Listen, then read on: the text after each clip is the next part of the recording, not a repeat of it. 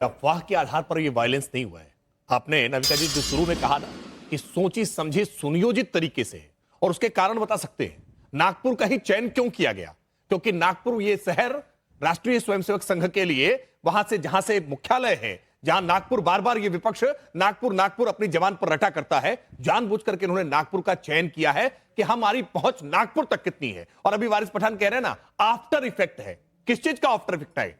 आप कह रहे हैं कि वहां कुरान शरीफ की आयतों को जलाया गया। ये झूठ है। अफवाहें इसी तरह से फैलाते हैं। नेशनल टीवी पर बैठ करके आप अफवाहें फैलाने का काम कर रहे हैं। और याद करिए ना, उत्तर प्रदेश में रामचरितमानस के फाड़ा गया कि नहीं फाड़ा गया, उसको जलाया गया कि नहीं जलाया गया, क्या दंगे हुए थे? क्या हिंदुओं की सहिष्णुता रहती है? और आप इस तरह की हिंसक प्रवृत्ति को वाजिब ठहराने के लिए, जायज ठहराने के लिए कुतर्क गढ़ने का काम कर रहे हैं। सच बात यह है कि पहले से सुनियोजित तरीका था। आपने दिखाने की कोशिश की है कि देखो हम नागपुर में कर सकते हैं तो हम कहीं भी कर सकते हैं। और आप यहां तर्क ले रहे हैं। आखिरकार महू में क्या तर्क है? क्रिकेट की टीम जब जीतती है और उसका जब जश्न का जुलूस निकालता है, वहां पथराव करते हैं। एक कारण गिनाएंगे जहां जहां पर हिंसा हो रही है? कितने कारण गिनाएंगे? हिंसक प्रवृत्ति को स्वीकार करिए और इसको स्वीकार करिए कि इस हिंसक प्रवृत्ति पर कैसे लगाम लगाई जाए। कठोर कानून व्यवस्था से मुझे लगता है कि इस पर दंडात्मक कार्रवाई ठीक से होनी चाहिए और निश्चित तौर पर होकर के रहेगी। ऐसे लोगों को बर्दाश्त किसी सूरत में नहीं किया जाना चाहिए। आनंद दुबे जी, मैं आपसे भी पूछना चाहती हूं, ये पेट्रोल बम पहले से थे, कहां से सडनली आ गए? तलवारें कहां से आ गई? कुल्हाड़ी कहां से आई? क्योंकि एक डीसीपी को कुल्हाड़ी से उसके ऊपर प्रहार किया गया। 33 पुलिसकर्मी घायल हैं।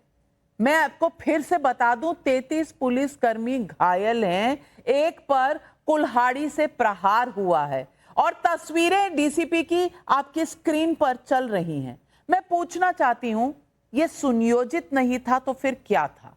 सिर्फ राजनीति करना आज शायद कर्तव्य नहीं है आप जैसे लोगों का। आज आपको सच की बिना पर इस देश को जवाब देना चाहिए। बड़ा ही दुर्भाग्यपूर्ण है कि महाराष्ट्र राज्य के महायुति के उप मुख्यमंत्री सदन में खड़े होकर कह रहे हैं कि ये पूर्व नियोजित घटना है। अगर ये पूर्व नियोजित घटना है तो पुलिस क्या कर रही है, गृह मंत्रालय क्या कर रहा है, सीआईडी क्या कर रहा है, खुफिया जांच एजेंसियां क्या कर रही हैं?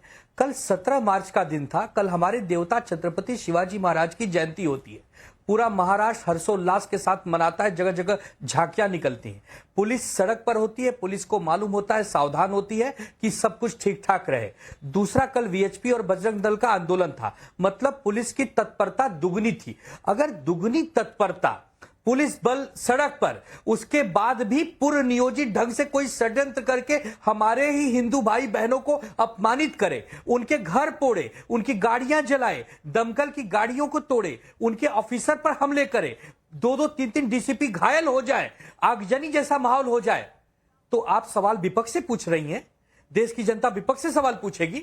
आपने मणिपुर में डबल इंजन की सरकार बनाई, मणिपुर जल रहा है। न मणिपुर में पर्यटन जा सकता है, न मणिपुर में उद्योग धंधे जा सकते हैं। पिछले 3-4 महीनों से जब से महायुति की सरकार महाराष्ट्र में आई है, कानून व्यवस्था ध्वस्त हो गया है। आए दिनों मर्डर, आए दिनों आगजनी, आए दिनों रेप के केसेस, अपराधीकरण बढ़ गया। अगर ये सब सवाल विपक्ष पूछता है कि बताइए सरकार में बैठे लोग क्यों लापरवाह हैं, क्यों उदासीन हैं, तो हमसे सवाल पूछा जा रहा है। वाह भाई वाह! अरे दंगाइयों को पकड़ के उनको जेलों में ठूसना चाहिए था। आपको जब पता था कि नागपुर में आंदोलन हो रहा है, नागपुर में, लेकिन आनंद दुबे जी, बाला साहब ठाकरे के मन में कोई कंफ्यूजन नहीं था कि औरंगजेब कौन था। आक्रांताओं और टेररिस्ट के बीच में किसी की, आपने जनरल डायर की कब्र कहीं देखी है क्या? जनरल डायर की कब्र कहीं है देश में? नहीं है ना। ओसामा बिन लादेन की कहीं पर कब्र देखी है ना? लोग जो आक्रांता होते हैं और उनकी कब्रें होती हैं, तो आनंद दुबे जी, उस पर स्टैंड लेने में आपको इतनी दिक्कत क्यों है? कौन है आपके दोस्त जिनकी वजह से आप बोल नहीं पा रहे? स्टैंड है हमारा, बिल्कुल साफ स्टैंड है। नविका जी, बिल्कुल साफ स्टैंड है हमारा।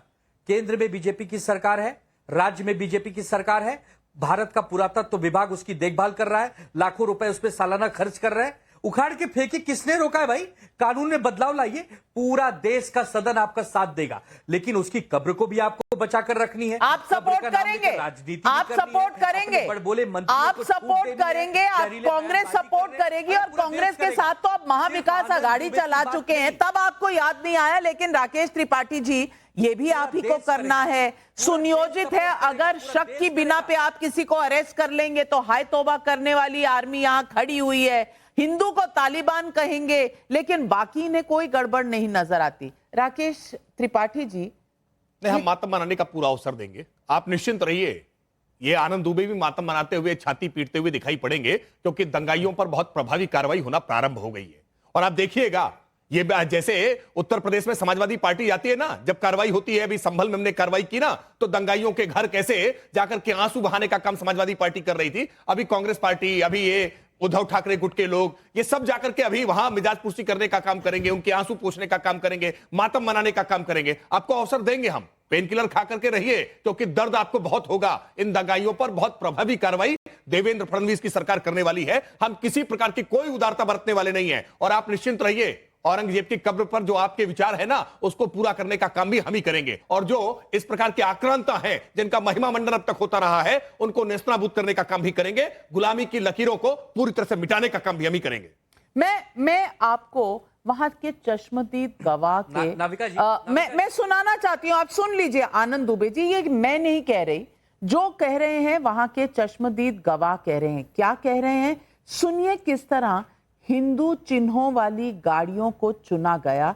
मैं आपको दिखवाती हूं और सुनवाती भी। बाबा की फोटो को हाथ नहीं लगाया गया, लेकिन देवी देवताओं को पूरा तोड़ के उन्होंने सब क्षति पहुंचाई है। अंदर तो घुस गए थे वो, अंदर दरवाजा तोड़ के घुस गए थे वो। क्या उन्हें पहले से पता था आपका घर कहाँ पर है, ताकि वो अंदर से आए? देखा देखे हो तभी तो है ना, तभी तो वे आके हिंदू का घर पे करे ना, और बाकी के क्यों नहीं करे? मुसलमान के घर पे उनमें क्यों डाका नहीं डाले? वो सब फल फूल का ठेला क्यों नहीं तोड़े? वो तो रोड पे खड़ा था ना, उनका भी तोड़ना थी ना।